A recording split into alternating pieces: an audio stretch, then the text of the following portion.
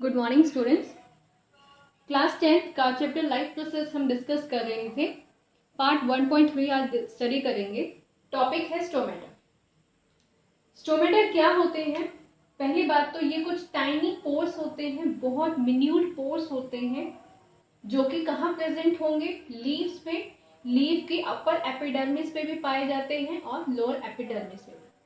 But upper epidermis and lower epidermis दोनों जगह पर जो नंबर है वो वेरी कर सकता है। लाइक अगर हम डाइकॉट प्लांट की बात करें, ऐसे प्लांट जिनमें 2 कॉटिलीडन होते हैं, सीड में 2 कॉटिलीडन होते हैं, उनमें क्या होता है? लोअर एपिडर्मिस में स्टोमेटा का नंबर ज्यादा होता है as compare to upper epidermis. Monocot plant की बात करें, that plant which having 1 cotyledon in a seed, उनमें क्या होता है? They having equal number of stomata. Means upper epidermis में भी उतने ही होंगे, लोअर एपिडर्मिस में भी उतने ही स्टोमेटा की प्रेजेंस होती है। स्टोमेटा जो है ये लीव्स में और यंग स्टेम में देखने को मिल जाते हैं। यंग स्टेम्स जो बेसिकली ग्रीन कलर होते हैं के हो सकती हैं, जो फोटोसिंथेटिक नेचर के हो सकते हैं, उनमें स्टोमेटा की प्रेजेंस होती है। So this is the location. Third point है, अगर हम स्टोमेटा को देखें तो स्टोमेटा के स्ट्रक्चर को देखा जाए तो उनमें कुछ ऐसे सेल्स होते हैं जिन्हें गार्ड सेल्स बोलते हैं। ये गार्ड सेल्स क्या करते हैं? एज द नेम सजेस्ट, ये गार्ड का काम करते हैं, एक तरह से ओपन एंड क्लोज करने में हेल्प करते हैं स्टोमेटा की पोर को। सेम उसी तरह से जैसे हमारे जो विंडोज होती हैं, विंडोज के जो जब हम उनको बंद करते हैं तो उससे क्या होता है? जो गैप बीच में था वो कवर अप हो जाता है, जिससे कि एक्सचेंज नहीं कर सकते कोई भी चीज अंदर से बाहर। सेम उसी तरह से स्टोमेटा में भी गार्ड होते हैं, गार्ड सेल्स होते हैं जो बेसिकली एक तरह के हिंड्रेंस का काम करते हैं। जब ये बंद होंगे और जब ये ओपन होंगे तो इजीली ये जो एक्सचेंज का है काम कर सकते हैं, लाइक गैसेस एक्सचेंज कर सकते हैं, वाटर मॉलिक्यूल्स को रिलीज कर सकते हैं। फोर्थ पॉइंट है स्टोमेटा का, stomata opening and closing of stomata. It control opening and closing of stomata. Guard cells का फंक्शन क्या है? जैसे आपको अभी समझाया, ये बेसिकली स्टोमेटा को ओपन एंड क्लोज करने में हेल्प करता है। ये जो पोर है, जो छोटे छोटे छेद हैं लीव्स में, माइन्यूट बहुत माइक्रोस्कोपिक जो छेद हैं, पोर्स हैं, उन्हें क्या करेगा? ओपन या फिर क्लोज कर सकता है। नेक्स्ट टॉपिक है स्टोमेटा के बाद, वो है फंक्शंस। स्टोमेटा हमें क्लियर हो गया है। पहले तो हमें ये पता होना चाहिए कि लोकेशन कहाँ थी, लोकेशन पता चल गई है, किस तरह के स्ट्रक्चर्स है, पोर है बहुत छोटे, इनमें क्या प्रेजेंट होता है। इनमें गार्ड सेल्स होते हैं जो पेयर में होंगे, 2 इन नंबर होंगे, और ये गार्ड सेल्स क्या करते हैं? स्टोमेटा को ओपन एंड क्लोज करने में हेल्प करें। नेक्स्ट है इसका फंक्शंस। फंक्शन में सबसे इंपॉर्टेंट फंक्शन ये करता है, that is exchange of gases. Exchange का मतलब आदान प्रदान, लाइक ऑक्सीजन देनी या कार्बन डाइऑक्साइड लेनी, तो ये क्या हो जाएंगे? दैट इज द वे से एक्सचेंज ऑफ गैसेस। ये जो स्टेप है, ये अभी हमने प्रीवियस क्लास में भी समझा था कि उसमें क्या हो रहा था, गैसेस एक्सचेंज हो रही थी, लीव के अंदर कार्बन डाइऑक्साइड आ रही थी और ऑक्सीजन निकल रहा था। तो ये वाला स्टोमेटा का फंक्शन वहां पर होता है। स्टोमेटा की प्रेजेंस और फंक्शनिंग बहुत ज्यादा इंपॉर्टेंट है। अगर स्टोमेटा क्लोज है तो वो ये वाला स्टेप करेंगे ही नहीं, जिससे फोटोसिंथेसिस नहीं हो पाएगी। नेक्स्ट है function, that is transpiration. Transpiration एक ऐसा प्रोसेस है जिसमें लीव से वाटर मॉलिक्यूल्स जो है वो स्टोमेटा के थ्रू लीव के अपर एपिडर्मिस लेयर पर आ जाते हैं और वहां से इवेपोरेट हो जाते हैं। ट्रांसपिरेशन काफी हद तक वैसा ही है जैसे कि ह्यूमन बींग्स में स्वेटिंग होती है। In short we can say कि ट्रांसपिरेशन जैसे ह्यूमन बींग्स में स्वेटिंग जो है वो बॉडी टेम्परेचर को लोअर डाउन करने में हेल्प करती है, एक तरह से कूलिंग इफेक्ट देती है इवेपोरेशन के कारण। सेम उसी तरह से ट्रांसपिरेशन जो है वो प्लांट में भी कूलिंग इफेक्ट के लिए रिस्पॉन्सिबल। एंड जो एक्स्ट्रा वाटर है, क्योंकि आपको पता है वाटर, मैंने आपको पिछली क्लास में समझाया था, फोटोसिंथेसिस का ये एक वेस्ट प्रोडक्ट भी होता है। तो जो एक्स्ट्रा वाटर है, जो वेस्ट है, वो स्टोमेटा की मदद से बॉडी से रिलीज हो जाएगा, प्लांट बॉडी से रिलीज हो जाता है। बट इंपॉर्टेंट पॉइंट इसमें फंक्शन में आपने ये जरूर याद रखना है कि ये दोनों स्टेप, ये दोनों फंक्शन तभी हो पाएंगे जब स्टोमेटा ओपन होंगे। स्टोमेटा ओपन एंड क्लोजिंग का एक प्रॉपर मैकेनिज्म होता है जो हम स्ट्रक्चर के बाद समझेंगे।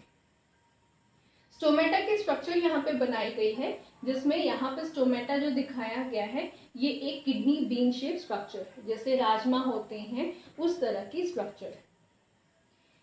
इसकी स्ट्रक्चर में आप देख सकते हो कि जो सेंटर में जो लोकेशन है, सेंटर में जो खाली स्पेस दिख रही है, जिसे कहते हैं स्टोमा और पोर, या सिंपली इसे हम स्टोमेटल पोर भी कह सकते हैं। टाइनी पोर एक खुली जगह है जहां से एक्सचेंज होगा गैसेस का, बाहर निकलेंगे गैसेस, के अंदर जाएगी कार्बन डाइऑक्साइड और वाटर मॉलिक्यूल रिलीज आउट। जो ये गार्ड सेल होते हैं इनकी जो शेप होती है वो किडनी वेन शेप होती है। 2 गार्ड सेल्स है, मींस एक पेयर में प्रेजेंट होते हैं। गार्ड सेल्स में न्यूक्लियस प्रेजेंट होता है, क्योंकि ये एक सेल है तो ऑब्वियसली सेल जैसे बाकी नॉर्मल सेल में स्ट्रक्चर्स होती हैं, ऑर्गेनेलीज होती है, वैसे ही गार्ड सेल में भी प्रेजेंट हो। गार्ड सेल में एक चीज एक्स्ट्रा यूनिक है, that is presence of chloroplast. Chloroplast की प्रेजेंस स्टोमेटा में ही होती है और इसका एक इम्पॉर्टेंट रोल है, क्योंकि फोटोसिंथेसिस में क्लोरोप्लास्ट का एक बहुत इम्पॉर्टेंट रोल है। क्लोरोप्लास्ट एक ऐसी ऑर्गेनेली है जो एक सीड की तरह, एक प्लेस की लोकेशन की तरह काम करेगी जहां फूड की प्रेपरेशन होगी, मतलब नंबर ऑफ स्टेप्स जो फोटोसिंथेसिस में आपको बताए थे वो सारे के सारे स्टेप यहाँ पे फॉलो। तो सिंपली हम ये भी कह सकते हैं कि क्लोरोप्लास्ट जो है it act like a kitchen of the plant. ये एक किचन की तरह काम करेगा जहाँ पे फूड की प्रेपरेशन होती है। जैसे हमारे घरों में हम खाना फूड कहाँ प्रिपेयर करते हैं, हम किचन में करते हैं। और क्यों किचन में ही करते हैं, क्योंकि किचन में ही सारी रिक्वायरमेंट होती है जो कि एक फूड प्रिपेयर करने के लिए जरूरी होती है। गार्ड सेल के बाहर देखें तो ये जो है these are called epidermal cell. Epidermal cell क्या करते हैं, ये गार्ड सेल के सराउंडिंग में होंगे, और जो स्टोमेटा अगर हम देखें तो स्टोमेटा सिर्फ इतने नहीं होंगे, ये एपिडर्मल सेल बाकी सारे सेल्स इसके सराउंडिंग्स में होंगे। बट मैंने आपको सिर्फ इतना ही पोर्शन दिखाया है, आपने याद रखना है पोर्शन इतना नहीं होता, नंबर ऑफ सेल्स जो है स्टोमेटा के सराउंडिंग्स में प्रेजेंट होती। एपिडर्मल सेल जो है वो एक सपोर्टिव फंक्शन करती है, एक प्रोटेक्शन भी प्रोवाइड करती है स्टोमेटा को ताकि वो रप्चर ना हो। बट एक्सट्रीम जो स्क्रॉचिंग सनलाइट होती है उससे स्टोमेटा भी रप्चर हो सकते हैं, लाइक जैसे कि जीरोफिटिक प्लांट में स्टोमेटा जो होते हैं वो मॉर्निंग के टाइम, जो डे टाइम है, डे ड्यूरेशन में क्या होते हैं वो अक्सर क्लोज रहते हैं ताकि स्टोमेटा को उस एक्सपोजर से बचाया जा सके। After this we will discuss how stomata open and close. इन दोनों मैकेनिज्म को समझने के लिए आपको कंसेप्ट एक ही याद रखना होगा, दैट वी से डिफ्यूजन। वाटर मॉलिक्यूल्स कैसे मूव कर रहे हैं। अगर एक चीज समझ आ गई तो दूसरा उसके कंट्रास्ट में ही है, दूसरा कंप्लीटली उसके ऑपोजिट है, तो वो समझना खास मुश्किल नहीं होगा। ओपन स्टोमेटा में क्या होता है, स्टोमेटा के स्टोमा जो पोर है उसके सराउंडिंग्स में जितने भी एपिडर्मल सेल्स होंगे उनमें से वाटर क्या होगा, गार्ड सेल तक पहुंचेगी। जब ये वाटर गार्ड सेल तक आता है तो गार्ड सेल क्या हो जाएंगे, ऑस्मोसिस के कारण, क्योंकि वाटर मॉलिक्यूल मूव कर रहे हैं तो ऑब्वियसली यहाँ ऑस्मोसिस हो रही है, डिफ्यूजन हो रही है। ऑस्मोसिस के कारण क्या होगा, जो गार्ड सेल है वो स्वेल हो जाएंगे, फूल जाएंगे बहुत ज्यादा। स्वेलिंग से क्या होगा, वो अपनी प्लेस से जरा स्प्लिट हो जाएंगे, मतलब कि दूर की तरफ है। इससे दूर होने का फायदा ये हो गया यहाँ पे कि जो सेंटर में पोल था वो क्रिएट हो गया, और इसके कारण हम स्टोमेटा को कहेंगे कि स्टोमेटा अभी ओपन है। ये कब होगा, ये 2 बेसिकली फंक्शंस को परफॉर्म करने के लिए होगा। एक तो है एक्सचेंज ऑफ गैसेस, मतलब यहाँ से गैसेस कौन सी जा सकती हैं, ऑक्सीजन, और कौन सी एंटर करेगी, carbon dioxide. And side by side जो वाटर, जो वेस्ट प्रोडक्ट यहाँ पे था वो भी रिलीज आउट हो जाएगा, ट्रांसपिरेशन जिसे हम कहते हैं।